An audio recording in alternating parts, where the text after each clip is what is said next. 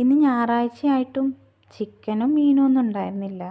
വേറൊന്നുമല്ല, രാവിലെ തന്നെ മക്കളെ ഇന്ന് ചാമ്പ്യൻഷിപ്പിൻ്റെ ടെസ്റ്റ് ആയിരുന്നു, കരാട്ടയുടെ.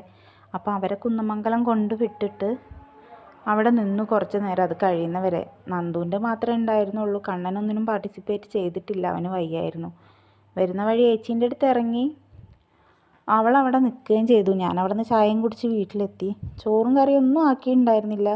ചോറ് വേഗം വെച്ചു. കറി സാവധാനം വെക്കാമെന്ന് ഓർത്തപ്പോഴാണ് ഏട്ടൊന്നും കഴിച്ചില്ല എന്ന് പറഞ്ഞത്. അപ്പോൾ ഇനി എങ്ങാൻ കഴിക്കാൻ വന്നാലോ എന്ന് ഓർത്ത് വേഗം ഒരു പരിപ്പ് മുളകിടാമെന്ന് ഓർത്തു. പരിപ്പ് മുളകിട്ട് ഒരു ചമ്മന്തി അരച്ചാൽ മതിയല്ലോ. ഈ ചെറിയുള്ളി ഉണ്ടല്ലോ, ഇത് ഗുണ്ടിൽപേട്ടെന്ന് അവിടെ കൃഷി നടത്തുന്ന ഒരു താത്തയുണ്ട്, അവർ കൊണ്ടുവന്നതാട്ടോ. ഞങ്ങൾ ഓഫീസിൽ വരുന്നതാ. അവർ ഒരു പൊതിയായിട്ടാണ് വരുന്നത്.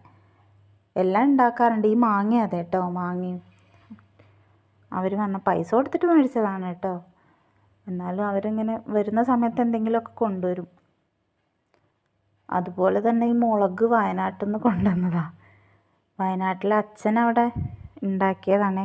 വെള്ള കാന്താരിയും ചെറിയ പച്ചക്കാന്താരിയും ഒക്കെ ഉണ്ടായിരുന്നു. മാങ്ങ എടുക്കാൻ ഫ്രിഡ്ജിൽ പോയപ്പോൾ അവിടെ ചെമ്മീൻ പൊടി ഇരിക്കുന്ന കണ്ടു. ചെമ്മീൻ പൊടി ഇട്ടിട്ട് ഇങ്ങനെ ഒരു ചമ്മന്തി ഞാൻ ആദ്യമായിട്ടാണ് പരീക്ഷിക്കുന്നത് കേട്ടോ.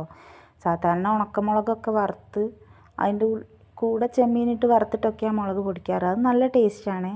ഇതിപ്പോൾ പച്ച മാങ്ങയ്ക്കൊപ്പം ഞാൻ ആദ്യമായിട്ടാണ് ട്രൈ ചെയ്യുന്നത്. എന്തായാലും നന്നായിരിക്കും തോന്നുന്നു. പിന്നെ 3 മുട്ട എടുത്ത് മുട്ടയും പൊരിച്ച് അങ്ങനെ ഇന്നത്തെ ഒരു തട്ടിക്കൂട്ട് ഊണാക്കാമെന്ന് വിചാരിച്ചു. തട്ടിക്കൂട്ടൊന്നും അല്ല കേട്ടോ, ഇത് തന്നെ ലക്ഷറി അല്ലേ. പിന്നെ അധികം ചിക്കനും ഇതൊന്നും ആർക്കും വലിയ താല്പര്യമൊന്നും ഇല്ല കേട്ടോ. ആദ്യമൊന്നും മീനില്ലെങ്കിൽ ഏട്ടൻ കഴിക്കില്ലായിരുന്നു എന്ന് പറയുന്നേക്കാം. ഇപ്പം എന്തായാലും അഡ്ജസ്റ്റ് ചെയ്യുകയാണോ എന്നറിയില്ല. വലിയ താല്പര്യമൊന്നുമില്ല.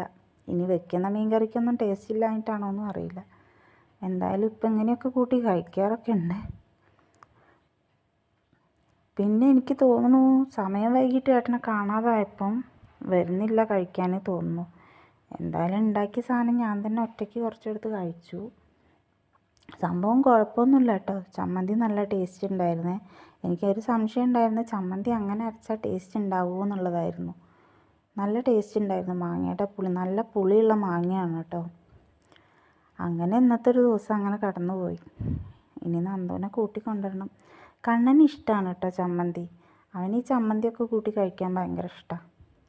അതുകൊണ്ട് ചമ്മന്തി എന്തായാലും തീരും എന്നുള്ള കാര്യം ഉറപ്പാണ്. അപ്പോൾ ഇതാണ് ഇന്നത്തെ ഊണിൻ്റെ വിശേഷം.